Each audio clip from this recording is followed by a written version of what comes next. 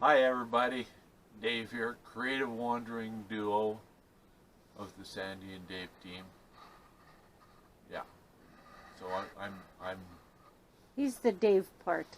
I'm the Dave part. Yes, I get to be behind the camera today. Professional camera person now. Woohoo! University trained. We keep chopping his head off. That's why. Top of his head. Don't need the top of my head anyhow. It's just hairy. And thanks for joining us on our, what do you call it, journey? Sure, okay. Channel journey. Channel journey, whatever. Do all the things, you know, subscribe and all that other stuff. Leave comments. We like reading them comments. Did we get any new? Yep, we did some new, thanks to the new subscribers. Yeah, like she said, thanks to the new subscribers. We appreciate that very much. Keep them coming. Share with your friends and family that already aren't subscribed. And if you keep pressing that subscribe button after you've subscribed once, you unsubscribe, and that, wow. And the 70% that are watching our videos but not subscribed, please subscribe. Yeah. It's free. It doesn't cost you anything. Like she said. My professional camera person, okay? Yeah. Anyhow, we'll roll the intro. Yeah, we'll roll the intro again for part 2. Of? Sharpening chisels or something? Yeah. There we go.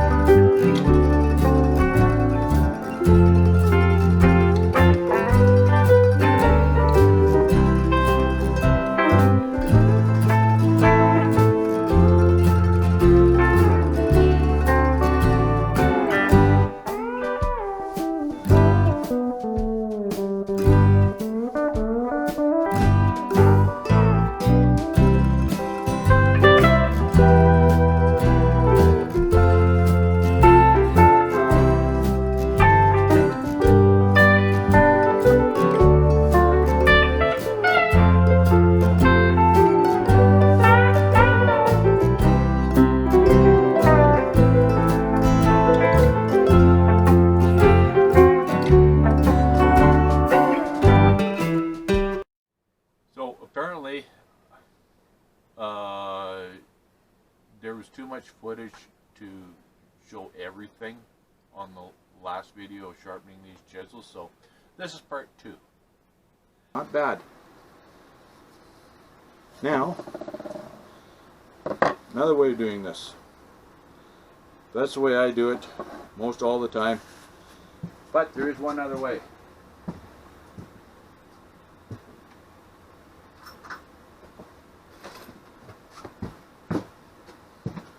Lee Valley makes this here, or has these here neat little things. Veritas. This is a guide for sharpening blades. It's not just for plain blades, it's not just for chisel blades, it's for both blades. You can move your, I don't know what that does really, in and out, but that rolls on the stone, and your blade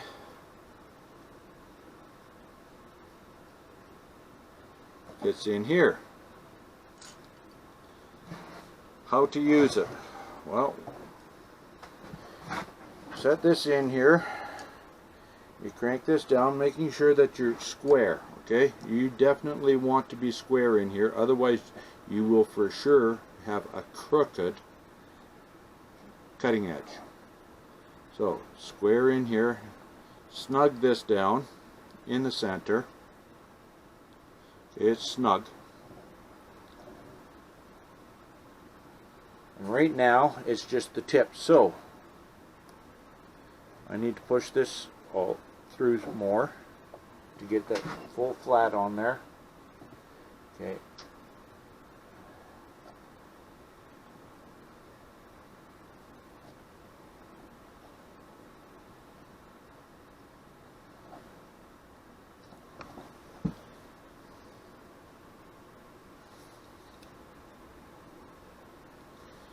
We're just about there. We have the flat on there. Okay, make sure it, like I said, make sure it's square. Go. Tighten it. There's a little ball in there so your thing will pivot, because your blades are all tapered, okay? Okay, now I'm just going to add a drop or two more oil on there. This is the other way of doing it with this. With this, I go like this, back and forth.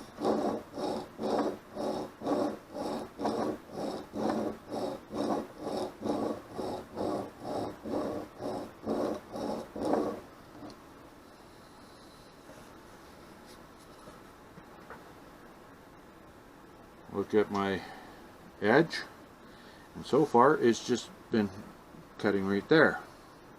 So that means I probably have this too far in. Not a problem. Undo this, hopefully. Move it back a little bit, making sure, of course, that it's still square, because we do not want it at an angle. There we go. Let's see what it does now.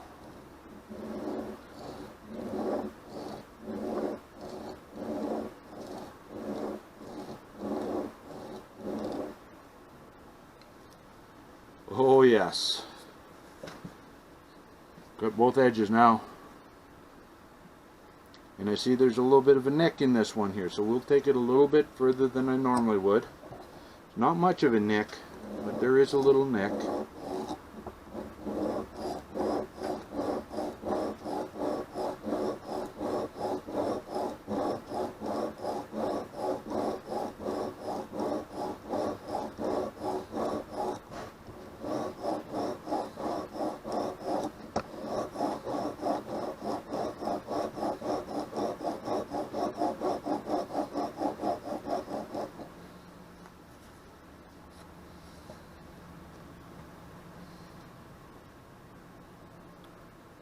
Just do that till it's gone, and it's gone. That's how much of a nick it was. Now, I guess we need it on the other side. Oil off. This here, the oil's to suspend the metal that you're cutting off. That's what you're doing, is basically cutting the metal, the rust off of here, metal shavings and stuff like that. The oil is to suspend it so as it doesn't plug up all the grit in your sharpening stones, okay? So you clean it. You do have to clean it off every now and again anyhow, so when you go to flip it over is a good time to do it. Flip it over. Oil on the hands. So you know what you want to do there, right? After you're done this, you want to wash your hands before you start handling wood. Otherwise you will have oil penetration in wood and finishes will not work so good. Now you say you got this thing on your chisel, and he said flatten the back first. I still go with that. Pull it over to the edge of your bench. Place flat of the back of your chisel on the thing and go like this.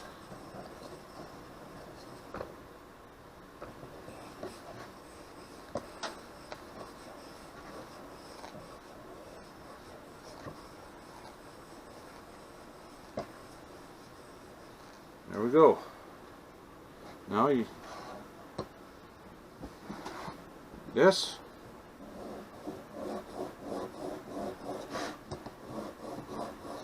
And yes, you can still use the majority of your stone to sharpen it. It doesn't need to go in straight back and forth like in one spot. You can work it all over. Your stone's flat, so it's not going to damage your chisel by going at angles on it.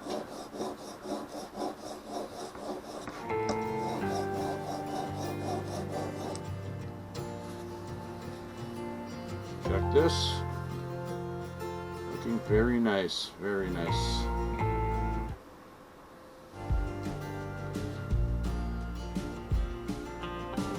You feel the edge just rolled over. You feel that on the back side.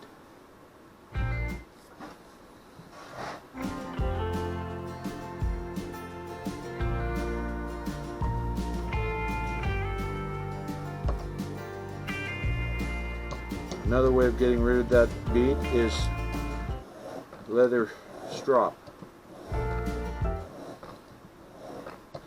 Yes, these are cutting edges.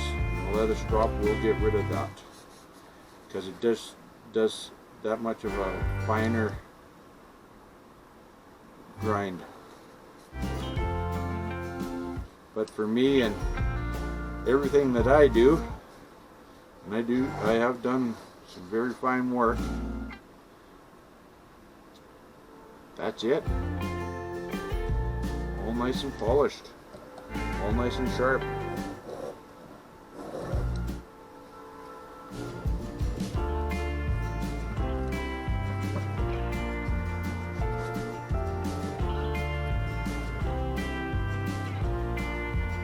Very sharp.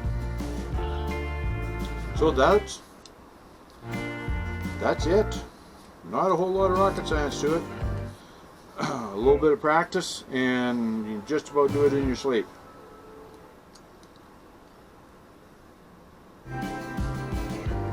Chisel back to sharp and usable again.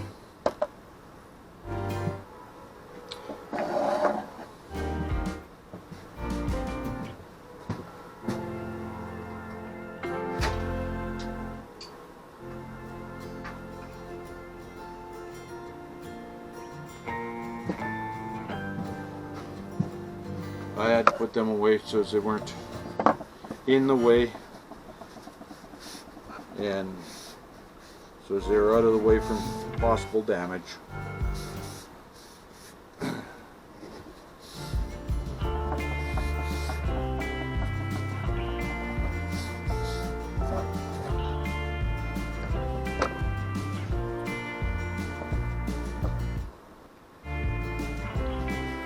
So that's what I do with chisels, gouges, and like for wood carving and for lathe work. Well, that's a different story. But for chisels, and someday I'll get into that too. I haven't really done a whole lot of carving other than with pocket knives and straight blade knives, right? Basic chip carving and that kind of stuff.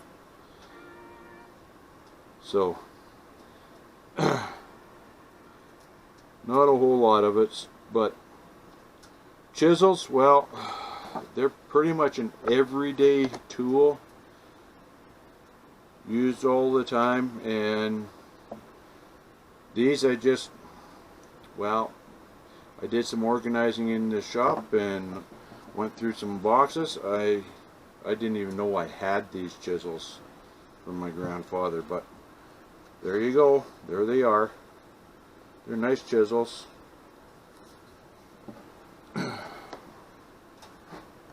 Good quality chisel.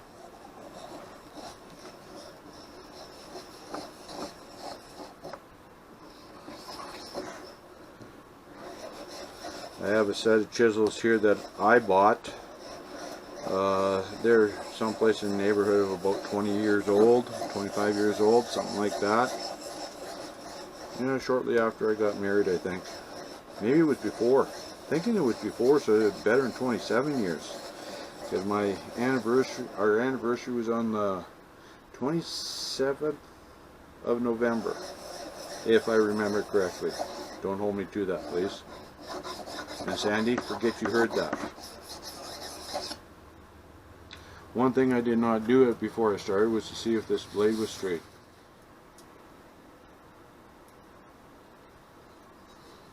Perfectly straight against the straight edge, so I guess I got it, huh?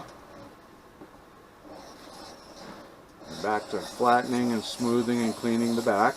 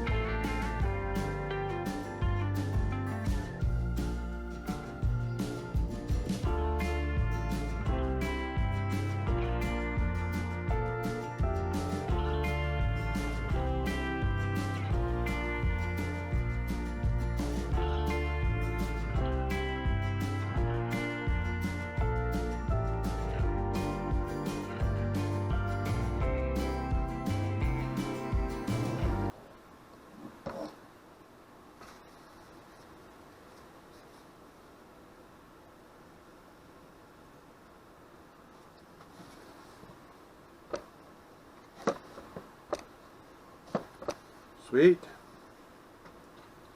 Fine little curls.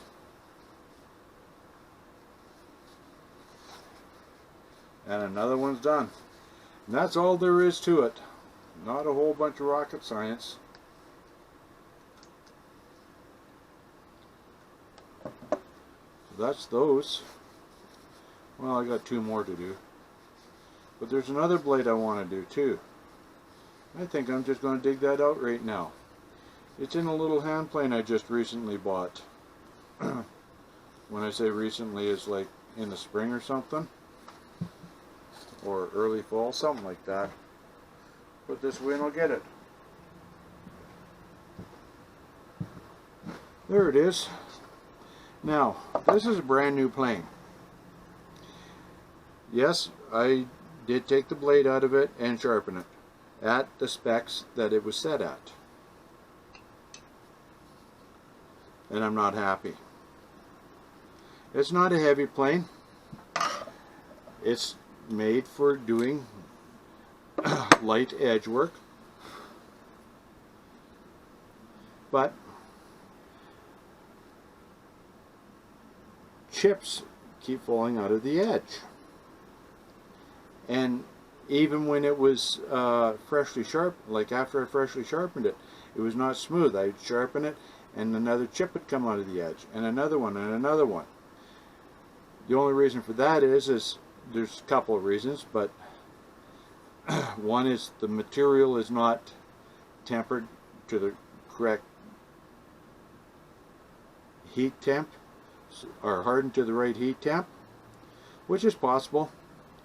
Another reason is it's too sharp of an angle.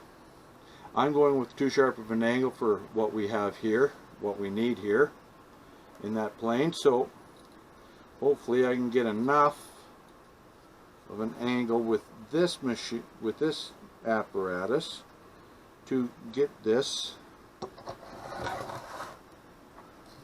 sharpened properly.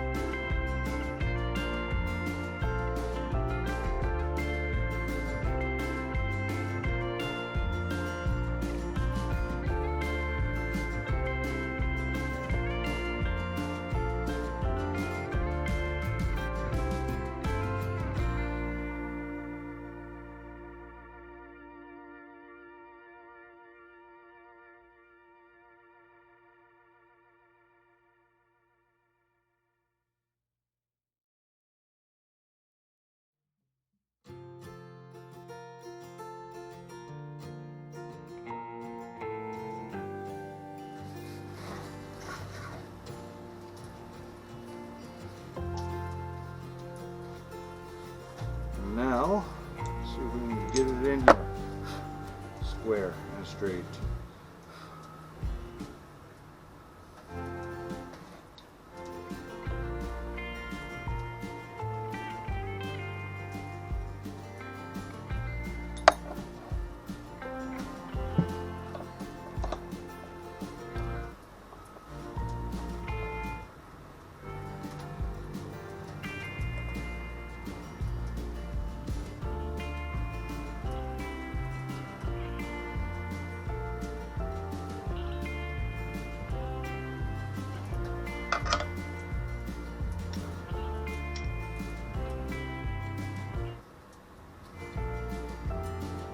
Doesn't need a whole bunch.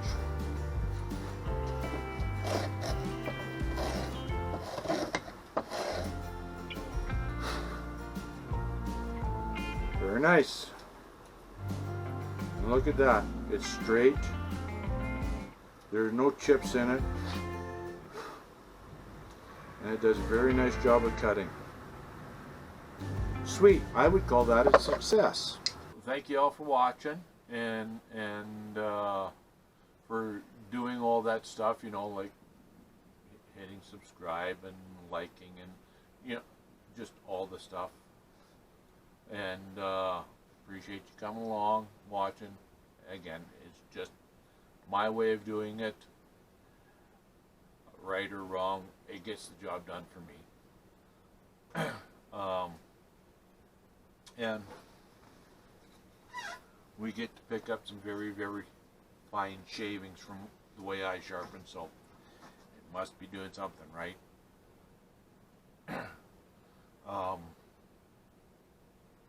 Yeah. Keep it real. Bye, y'all.